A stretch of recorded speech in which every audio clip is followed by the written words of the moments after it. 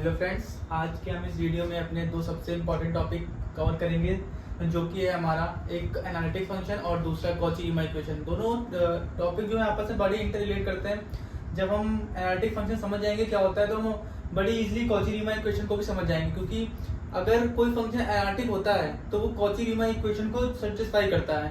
तो Cauchy-Riemann equation बनाई इसीलिए गई है कि जिससे कि हम कोई फंक्शन को चेक कर सकें कि वो एनालिटिक है या फंक्शन वो एनालिटिक नहीं है। तो एनालिटिक फंक्शन जानने से पहले हमने पिछले वीडियो में पढ़ा था अपना कि कॉम्प्लेक्स फंक्शन किसे कहते हैं और कॉम्प्लेक्स फंक्शन दिखता कैसा है और उसकी इमेज कैसे निकालते हैं, जो कि बहुत ही इंपॉर्टेंट टॉपिक था। पेपर में इजीली इसको क्वेश्चन आ जाता है। इमेज निकालना हमने सीख लिया था, उसके ऊपर 2-3 क्वेश्चन भी कर लिए थे और अपना फंक्शन अब और कॉम्प्लेक्स फंक्शन भी समझ लेते हैं कि कॉम्प्लेक्स फंक्शन कैसा दिखता है। W=f(z) दिखता है, जिसमें कि z जो होता है वो इंडिपेंडेंट होता है और जो W होता है वो f(z) पे क्या करता है, डिपेंड करता है। ये भी हमने पढ़ लिया था और अपने पहले लेक्चर में हमने देखा था कि सारा बेसिक समझ लिया था कि आर्गुमेंट कैसे निकालते हैं, एंगल कैसे निकालते हैं और अपना जो है कोई भी अगर कॉम्प्लेक्स नंबर दिया होता है उसमें रियल पार्ट इमेजिनरी पार्ट कौन सा होता है और कैसे प्रिंसिपल वैल्यूज निकालते हैं। सारा बेसिक हमने क्लियर कर लिया था। i⁴k के फॉर्म में कोई दिया गया तो क्या वैल्यू होती है, 4k+1 4k+2 4k+3 में दिया गया तो क्या फॉर्म होती है, वो सब हमने बेसिक क्लियर कर लिया था। बहुत ही ईजी था, बहुत ही ईजी में समझाया था। आज हमारा तीसरा लेक्चर है, तो इसमें सबसे पहला हमारा मेन टॉपिक रहेगा वो है एनालिटिक फंक्शन। देखते हैं क्या होगा एनालिटिक फंक्शन।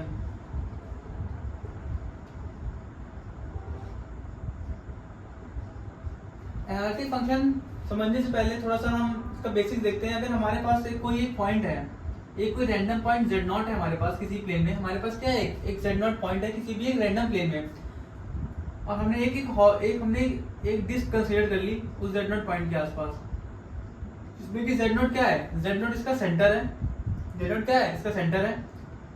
और जो भी इसके आसपास पॉइंट्स दिए गए हैं, मान लेते हैं कि हमारा एक डिस्क है, सर्कुलर डिस्क है और ये z0 पॉइंट है इस डिस्क के अंदर। तो एनालिटिक फंक्शन क्या होता है, कोई भी फंक्शन एनालिटिक कब होगा, जब वो इस z0 पॉइंट पे भी डिफरेंशिएबल होगा और इसके नेबरहुड में डिफरेंशिएबल होगा। इसके नेबरहुड का मतलब क्या होगा, इसका नेबरहुड मतलब z0 के बगल में यहाँ कहीं, इस z0 के बगल में यहाँ कहीं, इस z0 के बगल में यहाँ कहीं, इस z0 के बगल में यहाँ कहीं, इस z0 के बगल में यहाँ, इस z0 के बगल में यहाँ। मतलब इसके z0 पे डिफरेंशिएबल हो फंक्शन, जो कॉम्प्लेक्स फंक्शन हो हमारा, वो z0 पॉइंट पे तो डिफरेंशिएबल हो ही हो, साथ साथ उसके नेबरहुड में भी क्या हो, डिफरेंशिएबल हो। नेबरहुड का मतलब क्या हुआ, पड़ोसी। जैसे हम जानते हैं हमारे घर के बगल वाला क्या होता है, हमारा पड़ोसी होता है, सामने वाला क्या होता है, पड़ोसी होता है। मतलब उसी तरह हमारे जो z0 पॉइंट है उस पॉइंट पे तो डिफरेंशिएबल हो ही हो, साथ साथ उसके अगल बगल वाले पॉइंट पे भी क्या हो, डिफरेंशिएबल हो। इस a पॉइंट पे, इस b पॉइंट पे, इस C पॉइंट पे, इस D पॉइंट पे, ऐसे हमारे इनफाइनाइट पॉइंट्स है। इसका मतलब सारे पॉइंट्स पे डिफरेंशिएबल होना चाहिए। z0 पे तो हो ही हो, साथ में उसके नेबरहुड में भी डिफरेंशिएबल हो। ऐसे फंक्शंस को क्या बोलते हैं, एनालिटिक फंक्शन। तो क्या हुआ एनालिटिक फंक्शन की डेफिनेशन हमारी एनालिटिक फंक्शन की डेफिनेशन हुई कि अगर कोई फंक्शन है हमारे पास कॉम्प्लेक्स फंक्शन, वो z0 पॉइंट पे डिफरेंशिएबल है, साथ साथ में उसके नेबरहुड में भी डिफरेंशिएबल है, तो ऐसे फंक्शन को हम क्या बोलते हैं, एनालिटिक फंक्शन। क्या बोलते हैं ऐसे फंक्शन को, एनालिटिक फंक्शन। तो डेफिनेशन लिखते हैं इसकी, क्या होता है analytic function. If a function is differentiable eight point, sorry if a function differentiable not only z0 but also differentiable in its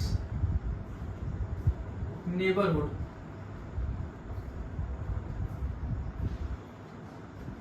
बात समझ में आ गई। If a function is differentiable not only at z0 but also differentiable at its neighbourhood, मतलब z0 पे तो differentiable हो ही हो, साथ में उसके नेबर भी डिफरेंशिएबल होगा, ऐसे फंक्शन को हम लोग क्या बोल देंगे, एनालिटिक फंक्शन। और हमारा एनालिटिक फंक्शन समझ में आ गया। और z0 फंक्शन कैसा है, कॉम्प्लेक्स फंक्शन है, और कॉम्प्लेक्स फंक्शन दिखता कैसा है, f ऑफ z बराबर क्या होता है, यहाँ पे w होता है। बात समझ में आ गई। हम डिफरेंशिएबिलिटी किसी एक पॉइंट पे चेक कर सकते हैं, किसी 2 पॉइंट पे चेक कर सकते हैं, किसी 3 पॉइंट पे चेक कर सकते हैं, लेकिन हम इनफाइनाइट पॉइंट पे डिफरेंशिएबिलिटी चेक नहीं कर सकते। अगर हम इनफाइनाइट पॉइंट पे डिफरेंशिएबिलिटी चेक करना हमारे लिए मुमकिन नहीं है, तो उस तो ये तो इम्पॉसिबल हो गया। हम तो z नॉट पे चेक कर लिया, हम चले एक पॉइंट पे चेक करें डिफरेंशिएबल है कि नहीं है फंक्शन, 2 पॉइंट पे चेक कर लिया, 3 पे चेक कर लिया, अब इनफाइनाइट पॉइंट पे हम नहीं चेक कर सकते हैं। तो ये तो हमारे लिए इम्पॉसिबल इवेंट हो गया, ये तो हम कर ही नहीं सकते हैं। तो कैसे पता लगाएंगे कोई फंक्शन एनालिटिक है कि नहीं है? तो यही प्रॉब्लम सॉल्व करने के लिए हमारे पास कॉची साहब आए हैं। उन्होंने हमें इक्वेशन दी कॉची रीमा इक्वेशन, ये 2 लोग थे कॉची रीमा, इन्होंने मिलकर इक्वेशन बनाई थी। तो हमारे पास कॉची साहब आए, उन्होंने बताया कि अगर इनफाइनाइट पॉइंट दिए गए हैं तो कैसे सॉल्व करेंगे। तो इन्होंने कुछ मेथड लगाया, सब कुछ बनाया, और हमारे पास एक इक्वेशन है कॉची रीमा इक्वेशन, जिसको हेल्प करके हम लोग क्या करेंगे, किसी फंक्शन को पता लगाएंगे वो एनालिटिक है या एनालिटिक नहीं है। तो कॉची रीमा इक्वेशन खुद एक फॉर्म है। थोड़ा सा ओवर देते दिखती कैसी है। अगर हमारे पास del u by del x बराबर del v by del y satisfy कर देता है, साथ में del u by del y minus times of del u by del x satisfy कर देता है। अगर हमारे पास ये दोनों कंडीशन सेटिस्फाई कर गई तो हमारा फंक्शन कैसा हो जाएगा, एनालिटिक हो जाएगा। कैसा हो जाएगा, एनालिटिक हो जाएगा। यहाँ पे u और v क्या है हमें यहाँ पता ही है, हम w क्या लिखते हैं यहाँ पे u प्लस iv लिखते हैं, और z को क्या लिखते हैं x प्लस iy लिखते हैं। हम इजीली यहाँ से u और v निकाल लेंगे और उसको डिफरेंशिएबल में पुट कर देंगे, अपना कॉची रीमा इक्वेशन में डाल देंगे। अगर हमारा सेटिस्फाई कर रही वैल्यू इजीली हम बता देंगे फंक्शन हमारा एनालिटिक है या एनालिटिक नहीं है। बहुत ही सिंपल काम है, कुछ ज्यादा नहीं है। फंक्शन समझा दिया, कितना आसान है समझा दिया आपको कैसे करना है। z नॉट पॉइंट पे डिफरेंशिएबल हो, साथ में नेबरहुड में भी हो तो एनालिटिक हो जाएगा। हम सब पॉइंट पे डिफरेंशिएबिलिटी नहीं चेक कर सकते हैं, इसीलिए हमें कॉची साहब ने इक्वेशन दे दी, कहा इसको सेटिस्फाई करा लेना, अगर इक्वल आ गया तो हमारा फंक्शन कैसा है, एनालिटिक है। तो हम थोड़ा कॉची रीमा के बारे में समझते हैं और एक आधे क्वेश्चन और एग्जांपल समझेंगे, बहुत ही इजीली हमें बात समझ में आ जाएगी। एक आधा क्वेश्चन देखते हैं।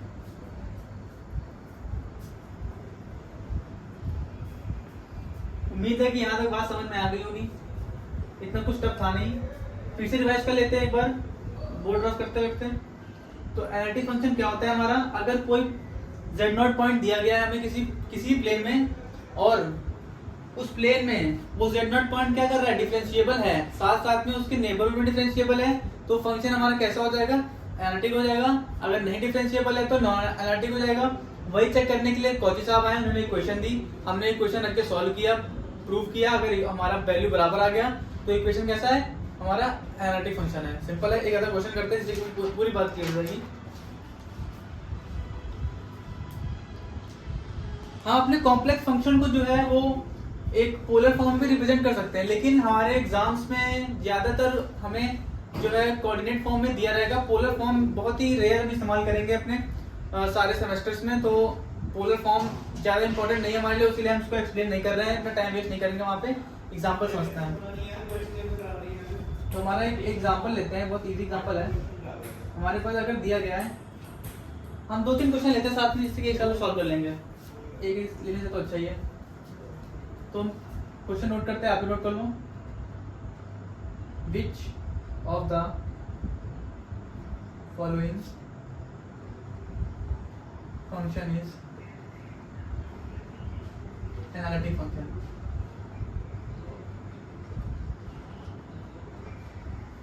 पहला w is equal to Z square, दूसरा w इक्वल e की पावर z। ठीक है, ये 2 क्वेश्चन लेते हैं। तो बताना है कि कौन से फंक्शन इसमें एनालिटिक है। सिंपल है, अगर फंक्शन एनालिटिक है तो वो क्या सेटिस्फाई करेगा, it satisfy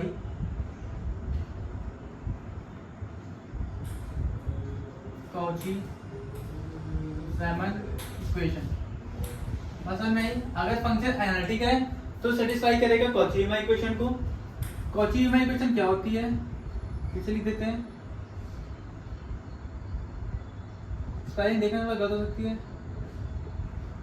Cauchy Riemann equation हमारी क्या है, अगर हमारे पास कोई कॉम्प्लेक्स फंक्शन है f ऑफ z जो कि बराबर है w के, w यहाँ पे है u प्लस iv बराबर f of x plus iy, ये हमारा दिया गया हुआ है। अगर del u by del x बराबर del v by del y हो जाता है, और del u by del y बराबर minus del v by del x हो जाता है, अगर ये दोनों कंडीशन क्या करती है, सेटिस्फाई कर देती हैं, if both the condition will satisfy then the given function is analytic। समझ में आ गई कॉची-रीमान इक्वेशन किस तरह रिप्रेजेंट करते हैं। और एनालिटिक फंक्शन को शो करने के लिए क्या कंडीशन है, फंक्शन अगर एनालिटिक होगा तो कॉची-रीमान इक्वेशन सेटिस्फाई करेगा। कॉची-रीमान इक्वेशन ये रही, सिंपल हम इसको पार्शियल डिफरेंशिएट करेंगे और चेक कर लेंगे इक्वेशन हमारी जो है एनालिटिक है या नहीं है। पहला क्वेश्चन करते हैं यहाँ पे।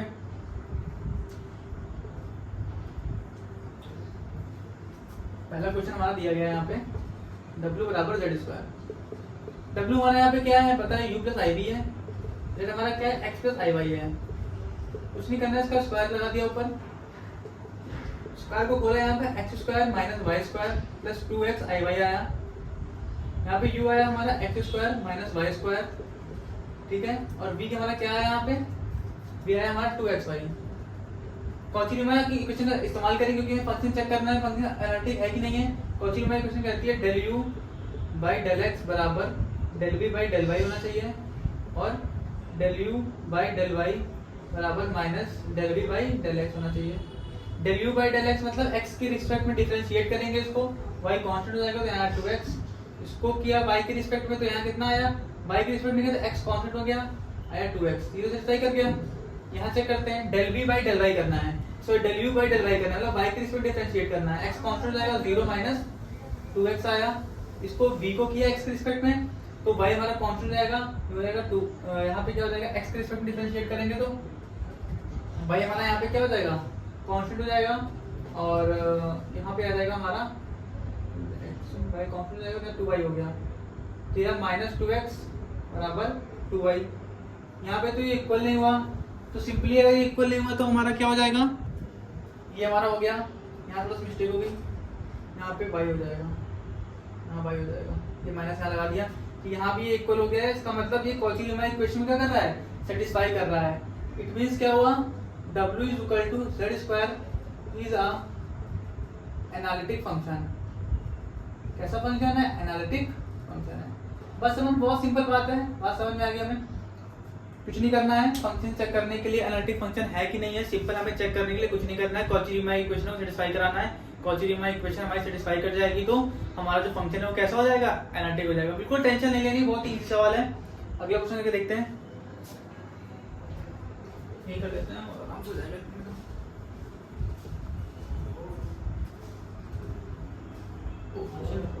क्वेश्चन है हमारा w इक्वल टू e की power z, w equal to power z है, ठीक है।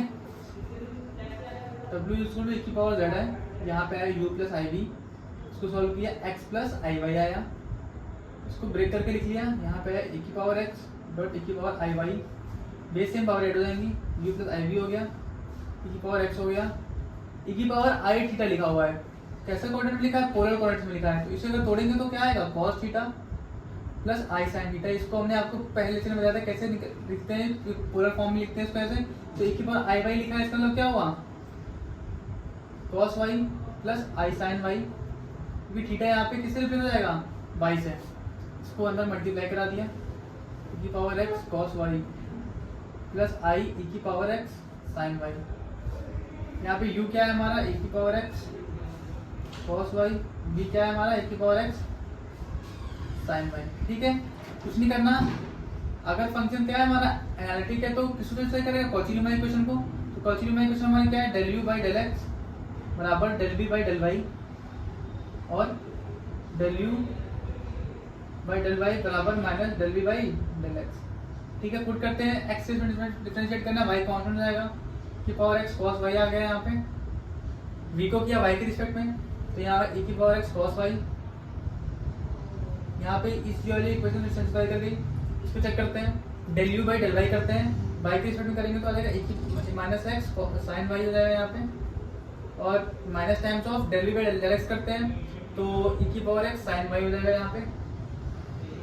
यहाँ पे भी इक्वल है, इसका मतलब ये हमारी क्या है, इक्वेशन सेटिस्फाई कर रही है, तो फंक्शन कैसा हो गया हमारा, एनालिटिक हो गया। तो हमारा जो फंक्शन है, कौन सा फंक्शन हमारा, w is equal to e की पावर z इज अ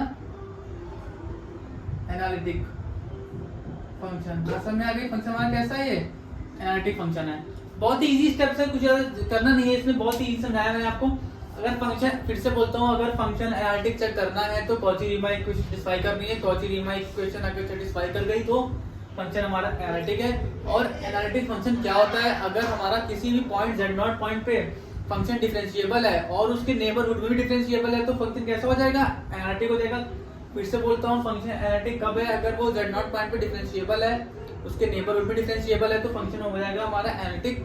हम सब पॉइंट पे नहीं चेक कर सकते हैं डिफरेंशिएबिलिटी, इसीलिए कॉची साहब आए, उन्होंने हमें एक क्वेश्चन भी बताया, अगर ये सेटिस्फाई करेगी तो वो पॉइंट z0 पे डिफरेंशिएबल होगा, साथ में नेबरहुड में भी डिफरेंशिएबल होगा, उसका इस्तेमाल किया, फंक्शन पता लगाया कैसा है, एनालिटिक है फंक्शन एनालिटिक नहीं है। बहुत इजी। एक क्वेश्चन और करते हैं फिर अपने नेक्स्ट टॉपिक बढ़ेंगे।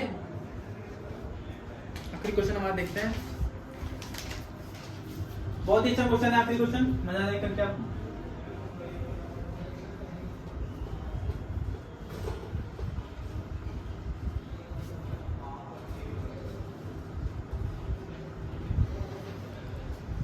देखते हैं क्वेश्चन क्या दिया गया है। क्वेश्चन है हमारे पास, find the value of C1 and C2 for which f of z is equal to x square plus C1 y square minus 2xy plus I times of C2 x square minus y square plus 2xy is an analytic function.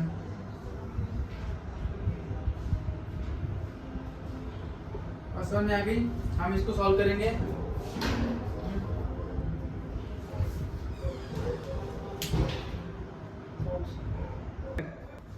ये question दिया गया हमारे पास, हमें C1 और C2 की निकालनी है value, fz बराबर दिया गया हुआ है, तो हमें पता है w इक्वल टू क्या होता है हमारा, fz होता है। w क्या है हमारा यहाँ पे, u प्लस आई वी है, बराबर हमारा fz हो गया। fz क्या है हमारा, u plus x plus I Y हो गया, दिया गया हमें क्वेश्चन में। सिंपल हम u प्लस आई वी रखेंगे और fz की क्या रखेंगे, वैल्यू क्या दी गई हमें, x square plus C1 y square minus 2xy, यहाँ पे दिया है प्लस i टाइम्स ऑफ क्या है, C2 x square minus y square plus 2xy, ये दिया गया है। कंपेयर करा दिया, u इक्वल टू आया x square plus C1 y square minus 2xy, b हमारा आया C2 x square minus Y square plus 2xy। Cauchy Riemann equation लगाएंगे, सेटिस्फाई करेगी तो लगाएंगे यहाँ पर। यहाँ पे हमारी कॉची-रीमान इक्वेशन होती है del u by del x बराबर del v by del y, और del u by del y बराबर minus times of del v by del x। तो सबसे पहले एक कंडीशन सेटिस्फाई कराते हैं, यहाँ पे देखते हैं यहाँ पे क्या आएगा। सेटिस्फाई कराते हैं, del u by del x आया 2x माइनस 2y is equal to del v by del y minus 2y plus 2x। ठीक, सेटिस्फाई हो गया। दिया भी है फंक्शन हमारा कैसा है, एनालिटिक है, मतलब सेटिस्फाई करेगा। ये इसमें लगा, इसमें पुट करके देखते हैं value del u by del y, यहाँ पे क्या दिया del u by del y बराबर minus del v by del x। ये सेटिस्फाई करनी चाहिए, del u by del y, del u by del y, del u by del y करना तो आएगा 2c1y minus 2x is equal to minus times of del v by del x, del v by del x करना तो आएगा minus 2c2x plus 2y आ गया, इसको हमने multiply करा दिया अंदर साइन से, तो आया माइनस 2c2x माइनस 2y हो गया। ठीक है, x और y वाले साथ में आए, C1 C2 एक साथ से आते हैं, ये आ गया हमारा 2x माइनस 2y हो गया। यहाँ से 2 लेके सबसे एलिमिनेट कर दिया, यहाँ पे आया C1y प्लस C2x बराबर x minus y। C1 C2 की ऐसी क्या रख दी वैल्यू, जो हमारा x यहाँ पे x का कोफिशिएंट 1 हो जाए और C2 हमारा यहाँ पे कितना हो जाए, माइनस हो जाए। ऐसी क्या वैल्यू रखते हैं C1 C2 की जो सेटिस्फाई कर जाए। अगर यहाँ C1 इज इक्वल टू 1 रख दें और C2 is equal to minus 1 रख दें तो हमारे दोनों इक्वेशन क्या कर देंगे, आपस में इक्वल हो जाएंगे और सेटिस्फाई कर देंगे। बात समझ में आ गई, C1 C2 निकाल लिया, कितना इजी क्वेश्चन था, सिंपल फॉर्मूला बेस्ड था, फॉर्मूला लगाया, क्वेश्चन निकाला, बहुत इजी था, हमने सॉल्व कर लिया। 3-4 एग्जांपल भी कर लिए। हमारा यहाँ पे एनालिटिक फंक्शन क्या होता है टॉपिक खत्म हो गया, और कॉची-रीमान इक्वेशन क्या होती है ये भी टॉपिक खत्म हो गया। हम अपने आने वाले वीडियो में रेसिड्यू कैसे निकालते हैं ये समझेंगे। तो लॉरेंट सीरीज क्या होती है वो काफी बाद में एंड में उसको समझेंगे वहां पे जाकर के। और एनालिटिक फंक्शन समझ लिया क्या क्या होता है इस वीडियो में। काफी चीजें भी बची हुई 5 टॉपिक्स और है, वो हमने आने वाले वीडियो में एकदम क्लियर कर लेंगे, जिससे कि हम एग्जाम में बहुत ही इजीली सॉल्व कर लेंगे उसको। तो आज के लिए बस इतना ही, थैंक यू।